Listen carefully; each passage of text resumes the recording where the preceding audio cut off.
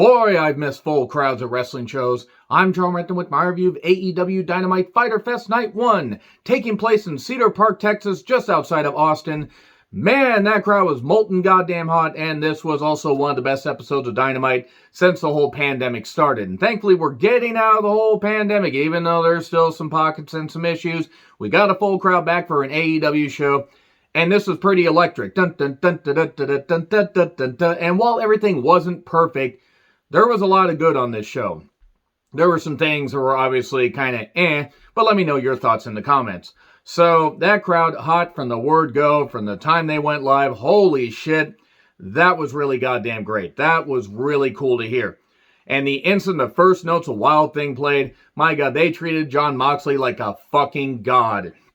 You know, Chain Along the Wild Thing, that was it's a really catchy song, by the way. It's better than the original, even though the Trogs did a good version. X just took it to a whole nother goddamn level, because X is going to give it to you, as the late DMX did say. And, you know, he came through the crowd with Eddie Kingston, and then we saw the entrance of the Good Brothers, home of the Good Brothers, May We Take Your Order, for this IWGP US Championship. Carl Anderson versus Jon Moxley. And Eddie had a pipe and instantly fought off with Doc Gallows. So now it's just Anderson and Jon Moxley in a match. This certainly wasn't bad. This is the best that Anderson has looked in a while. I've seen some of his stuff on Impact, but this was about as close as we're going to get to New Japan, Carl Anderson. Jumpstart. The crowd was really fucking into it. Where they were outside, inside the ring, didn't matter. It was also a 60-minute time limit and, a 20 count instead of just a 10 count. We get a stage suplex by Anderson. Drop kick sends Mox almost into the barricade. He kind of had to go a little bit further because I think there was a little bit more space. But big superplex later by Mox. And Anderson nearly, pulled an Owen with Austin at SummerSlam 97. Good job there, you fuck nugget. You probably shouldn't have attempted the move if you were almost going to drop somebody on their fucking head. Thankfully, everybody seemed okay. I know the mistakes happen, but that was just ill fucking advised. And we had a good back and forth, gun stun, but Mox manages to roll, near the ropes. We get a TKO for 2, and eventually, ripcord clothesline, and then paradigm shift, 1, 2, 3. Thank fuck Jon Moxley retained, and no aftermath. I was shocked. Now, it wasn't the only time we got a little bit of an aftermath in a match, but at least for here, we didn't fucking get it, and I was a little bit shocked we didn't get, the Bucks running in, or we didn't get Brandon Cutler suddenly challenging for the fucking championship, but thankfully we didn't get that. We did get Brandon Cutler and everybody in the Elite later, more in the pity, but we then go to Archer and Jake Roberts arguing backstage, and it's going to be a rematch of the Wrestle Kingdom 14 match where Moxley beat Archer in a Texas Death Match to win the IWGP US Championship. And, okay, I'm all for it. I think Archer is going to take it from him next week. I think he should. I think Mox has done great with the championship. Since Archer had such a career resurgence in Japan, even with the back surgery that he had, he definitely improved and earned that, I think it was like a 3-month US title reign when Mox couldn't defend it because of, I think it was a natural disaster or something like that, and he couldn't fly in for their show in October, so he won it from Juice Robinson in I guess it was a vacated title match. I think I just have this feeling that Archer winning would just be a nice boost, because Archer could always make a few appearances. He can make a few appearances in New Japan Strong. They're having fans back. He could travel back to New Japan. It would be cool to see. If Mox retains, I'm not going to be upset. I just feel like they need to give Archer something. Anyway, why was Alex Abrahantes in a freaking fedora? See, they're calling me about the fedora. I mentioned fedora and the phone rings. But anyway, why do they have subtitles for Andrade? His accent is a little bit thick, but his English is pretty goddamn good. But you know what? I guess it's not bad, considering, English is his second language. See, I don't know. Maybe somebody's calling me from to take an ESL class. Anyway, why did Andrade have a tablet? Why did he instantly have the image of the Death Triangle logo right there on his tablet? Oh, well. And why is Death Triangle? Who is Death Triangle? How is Death Triangle? Now, I guess he's looking to either make his own group, or he's looking to take down Pac, or maybe he wants to compare a match with Penta and Phoenix. Who knows? Why is Alex Abrahantes not Andrade's manager? Genuinely. Why doesn't he manage just a stable of people? Because Penta's kind of a pseudo-face heel, but Andrade really could benefit from having Alex there with his energy as opposed to Vicky Guerrero. So anyway, we get Ricky Starks versus Brian Cage from Chico Santana, California. I will always remember that because Jesse Ventura and the stuff he said about Tito Santana will always pop into my head. FTW Championship, a title that didn't mean jack shit in ECW in 98-99 and doesn't mean shit now. And they went in 99, I actually don't fucking remember because a lot of shit in ECW is really messy. Taz and on commentary, Hobbs and Hook at ringside. And, well, Starks really did get some good cheers here. I mean, Cage did initially, but they were more in Starks' corner. He bounced around like a Super Bowl, Starks did. And since he was coming back from a fractured neck, like some form of neck injury, he took some serious... I mean, he took some safe bumps, and he took a couple where I was like, holy shit. Cage had targeted that neck, and once Cage went into the post, he had, like, I think some kind of biceps injury from his time in Impact, and they focused on, Starks focused on that. There was a pump handle sit out that looked pretty goddamn brutal. Starks barely landed right, and he got his boot under the rope just barely.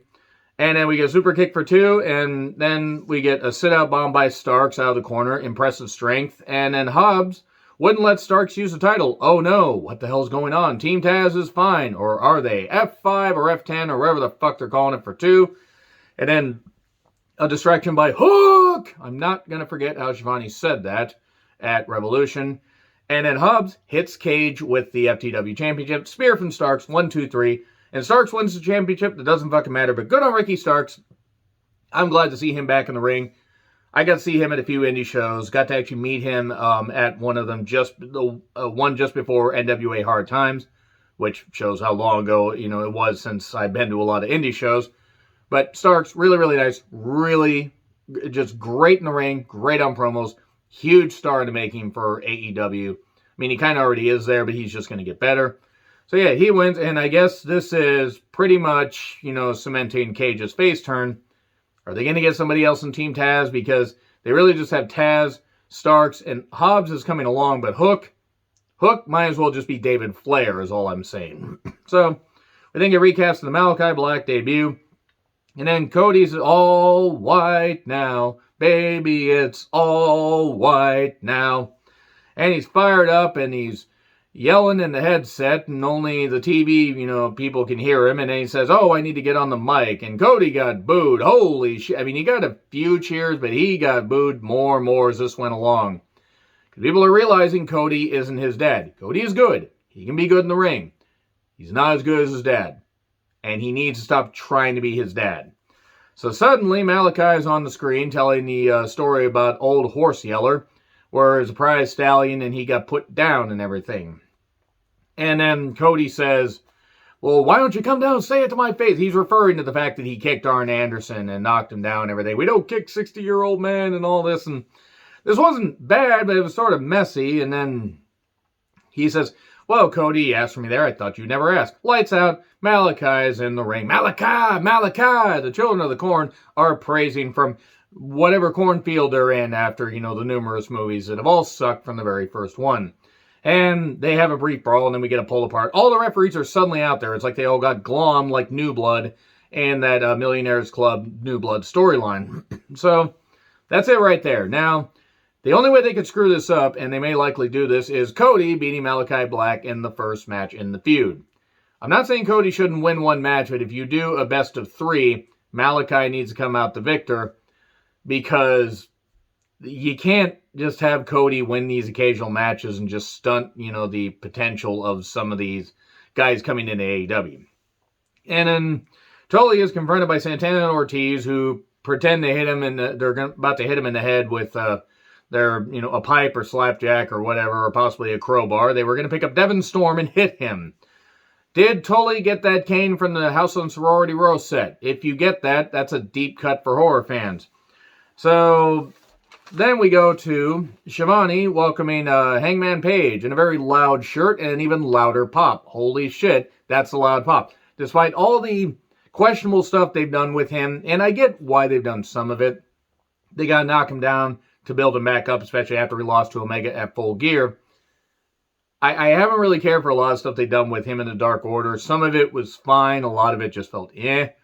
But he wants the AEW championship. He failed the first time, and he needs that championship. What in the thrown up rainbows were the Bucks and Omega wearing? Are they intentionally trying to just, shit on any credibility that they could have? And Callis also, where were his invisible hands? Are was the AEW women's roster all, huddled in a corner or whatever, ready to slap the stupid fucker like they should have? I'm going to say right now, the Bucks can't cut a goddamn promo to save their life. And they have the tag team championships, and man, this is messy as fuck. But they kept chanting cowboy shit. They were in the Adam Hangman page. So that's great. That is still great to hear. He's over with that audience. And he was over with the live crowd. They were really, really loud. I thought the roof was going to come off the place. Dark Order comes in, and basically we just get a back and forth thing. Omega looks ridiculous, which is saying something because he's always looked ridiculous. I miss New Japan Omega, even though he did a lot of comedy bullshit before. When he was in Japan, when he finally went to New Japan, he had to be toned down a little bit and more serious. And even though he did the weird, jazz hands thing, and he did all, the crazy stuff, shout out to Krieger from Archer. He did all, an animated character, like that's going to matter, but he did all that stuff, and yes, he did his all, weird stuff and antics, but he did put on a great series of matches with Okada. Yes, Okada was more the person that made Omega there, but Omega carried his share as well in those matches and had other good matches. Ever since he's gone to AEW, it's been a fucking pendulum. Sometimes I've enjoyed some of the stuff he's done. Other times, it's just him being a comedy goof and he's not funny. If you guys like the brand of being the elite comedy, great. I don't. So, Paige and the Dark Order are basically discussing, well, Paige is mainly doing the shouting. He says, how about this? I want a title shot. The Dark Order deserve a tag title shot because reasons. And how about we do an elimination style match and everything? They're basically discussing this. Omega says, if basically Omega and Paige are going back and forth. And Omega says, well, wait a second. If you win, then you get a tag title shot, or you get a world title shot, they get a tag title shot, but we don't get anything in return. So how about this? It's a, winner take all thing. If you win, you get both your title shots. If you lose, you get nothing. All right. The cowboy shit chants continued, by the way, throughout quite a bit of this. Cutting off Omega. And, all right, Paige says you're on. The Dark Order looked a bit confused, like you're giving up the potential for your title shot. Like, hey, we're not really sure we can do this. But it is what it is. I'm not necessarily into this, but I will be interested to see how they do it. Here's what I think is going to happen. They're going to lose this, and they're going to have to battle back for Paige to earn a shot at All Out. The only reason I say that is because All Out isn't until the beginning of September. That's a long time on TV with the way they do things to extend that. Now, if Paige wins, if Paige's team wins, then great. They can, extend this thing along until the pay-per-view. I just think they're going to find a way to nurse it along, until sometime in mid-August. So anyway, we get a Jericho promo who looks like he's been through his own 5 labors. And that was just to get ready to talk and be winded 15 seconds into this. Jericho needs to retire AS-fucking-AP. And Spears then cheaply hits him with a chair off. It wasn't as bad as when Sammy just clearly comically threw a chair at Spears last week. But MJF says, hey, buddy. Says, here's the first labor. The, 5 labors of Hercules. You face Shawn Spears next week. And, well, he can use a chair, but you can't. It's like Triple H versus Carlito in Unforgiven 2007. And other matches, too. But that's the one I thought. Where Jericho's basically going to squash Shawn Spears, which isn't going to mean anything. Because a lot of people have squashed Shawn Spears. No matter how many times they try to make Shawn Spears seem like he's a viable threat. He's a good athlete, but that's it. So then we get to Christian Cage versus Matt Hardy in 2021. They did a couple good spots, I will say that. Matt can't go anymore, and Christian is really on borrowed time. Christian did do a dive outside over the post, and the crowd kind of went mild after a DDT on the steps. They popped for that, and then we get a frog splash for 2. We get a big superplex. Then we get a ref distraction to a low blow, twist of fate for 2, and then we get the kill switch eventually for 3. Can this feud be over? Oh no, Hardy's group comes out, and then Jurassic Express, minus the worthless midget. So we're going to get a 6-man of some variety. Or we're going to get an 8-man and Marco Stunt's going to get pinned and hopefully planted and knocked out of a goddamn wrestling ring for good, because just get him out of a wrestling ring. You want to have him be a fucking mascot? Fine. I don't like that. He does not deserve to be in a wrestling ring, because it's unbelievable and not good to see and kills credibility in a wrestling company when you have athletes that are trying to do shit. So anyway, Meryl then tells the story of a man named Brady, actually a man and his hot wife, who did the splits, and that he lost his way, and he heard a voice from above. God told him to become who he was. Become who you were born to be, Mr. Anderson. Wait, that's me mashing up that Lord of the Rings and Matrix quote. And he says, to be himself. He is the Redeemer. I said that wrong again. And I don't know why it has a white strap. The TNT Championship, I guess, has a Bulgarian influence. They're obviously going to keep the title on Miro for a while. Shivani then interviews Britt, who gets a huge pop. Yeah, she ain't a heel. They could try to make her a heel all they want, but it ain't going to work. It was a great babyface promo. And she said even if she loses to Nyla, she will still be Dr. Britt Baker, DMD. And then petition to put a muzzle on Vicky. And I'm not just talking on TV. I don't want to hear that stupid mauled by a cougar-looking twat ever again. Nyla then says, it's the nature of the beast, which actually is a pretty good catchphrase. Nyla does not need Vicky. So Moxley talks in the backstage promo about Archer, and we get cliches all around, Texas born, Texas bred, and Texas dead, and all that, and they're going to face off next week. Wheeler Yuta with Best Friends versus Sammy Guevara, who gets a big pop because he's from Houston. Blade and Bunny, goddamn the Bunny, sit in front row because Blade is still feuding with Orange Cassidy for whatever reason. Flippy shit, standing shooting star. Yuta got in a few shots, but springboard cutter into, and then a GTH 1, 2, 3. If he did a springboard cutter into a GTH, that would have been impressive. But still, Sammy got a nice win. Wheeler Yuta, good debut on AEW Dynamite. I mean, he only got in a few shots, but he has impressed on New Japan Strong as well as here, so good for him. And those who watch Dark and Dark Elevation have seen him, shine in a couple matches. QT then pours a protein shake of some variety on Tony Schiavone's head. Why is QT still getting mic time? So we get Penelope Vor versus Yuka Sakazaki. I'm kind of 50-50 on silliness in wrestling, and 50-50 is being generous. I should by all accounts hate the Yuka Sakazaki character. I don't. Infectious energy, that theme has wormed its way into my head. Penelope has improved, and we get Let's Go Yuka chants. Cannonball outside. It did go to a break. Boo, yay, back and forth. We get a delayed suplex by Yuka. Penelope did get in a few pump kicks. All the other kicks, screwed that one up. Penelope pumped up kicks. That's what I was trying to say.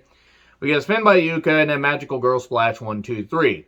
Sure, there were a few miscues, but was what it was. I was surprised to see Yuka get the victory.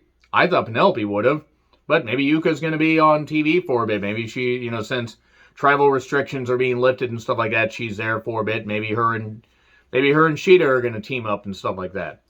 So we get Fyter Fest Night 2 card rundown. Britt versus Nyla for the AEW Women's Championship. I think Nyla's going to lose, and I think Vicky's going to cost her, and then we're going to get rid of that pairing, hopefully, and then Nyla can be rebuilt. But Britt should retain. Jericho versus Spears. Spears can use a chair, Jericho can't. Cassidy versus Blade in a feud that will not die and should have never started. Moxley versus Archer, Texas Deathmatch. Rampage ad. I'm going to say right now, and I've said this on... I may have said this in my Dark Elevation review, but I know I said it in my Dark review. And I've said this since they announced the fact they're going to have Rampage. If they don't either cut out Dark completely or cut Elevation and Dark down to 30 to 40 minutes, maybe an hour at the most, that's way too much fucking wrestling. That's going to create burnout. Because there's Raw, 3 hours of Raw, 2 hours of NXT, 2 hours of SmackDown. That's if you don't include NXT UK 205 Live, and Main Event, which a lot of people really don't include those last two, all due respect to the talents. There's one thing to have a bunch of talent utilize your, or a bunch of programming, utilize your talent and stuff like that, but there is such thing as oversaturation. That happens with some New Japan tours. Some people watch other shows more than others, and I'm all for having programming and making sure the wrestlers can be utilized. They got to cut they got to cut this stuff down. So hopefully, maybe they just do away with Dark altogether. And if they do, I don't think anybody's really going to miss it. because now Dark Elevation's around, and Dark just is kind of meh. But anyway, I'm looking forward to see how they do Rampage, and apparently it's going to be live. And if they're going to tape, Dark or Dark Elevation or something like that with it, then maybe that will actually be fine. But they really need to take it easy with what they really need to have a fine line. Doing more than 6 hours of programming will be way too much. Less is more. So anyway, Coffin staff bringing the Coffin to the ring. Otherwise, what else would the Coffin staff be bringing? Nothing's over until you're underground. Like Union Underground, across the nation. Darby versus Ethan, Coffin match. Big pop for Darby. Huge pop for Darby. Darby's insane. Why does Darby not want to walk by the age of 35? I wondered this, seeing him at indie shows. He took a thumbtack spot, doing a coffin drop. Ouch. So, he had a piece of armor on his back to do a coffin drop to start, and Ethan can work, I just don't care. I find him bland. I'm sorry. I just find him bland. We get a dive outside. Sky was in the coffin, and then it's Sting! And then Sting fights off with Scorpio, eventually. They battle in the crowd while Ethan's unhooking he's unhooking the metal turnbuckle to get Taz's unhooked back in. And then Scorpio ends up getting crotched on the barrier. I swear it was a hockey arena of some variety, but ouch. That looked really painful. Like how do you prepare for that? Even if you wear a cup, how do you prepare for that? And then we get a trash can to the head, and that's the last we see of them. So we go into the crowd during the break. It's press slam onto the concrete down the stairs. And then we get a hook to the neck chain, which it looked kind of bad, like it was a hook to the neck. It'd be like, okay, we don't need to go hostile here. And then fuck you, Ethan chants, which was nice to hear. They couldn't really bleep that. I mean, they probably tried to mute it, but they really couldn't. Hook in the mouth. And he caught a big one, they said. We get a battle in the coffin. Ethan was bleeding, and we get a flip stunner, and then, and then we get an Eagle's Edge on the steps. And Darby's right back up 30 seconds later because Darby just will not, stay down until he has to stay down. Ow, my eyes, I'm not supposed to get Darby in them again. And then we get a skateboard to the back. Ethan's in the coffin. Slam the lid. And then coffin drop onto the plywood lid and also onto the plywood that is Ethan Page. And that's it. Scene. There you go. Crowd pop. Big show. It really did feel like, wrestling is back. And hopefully as WWE and Ring of Honor and more, brands get crowds back, wrestling can start to feel whole again. Hopefully everybody's safe. And hopefully everybody had a great time. A really hot crowd. There were times they were a little bit on stuff.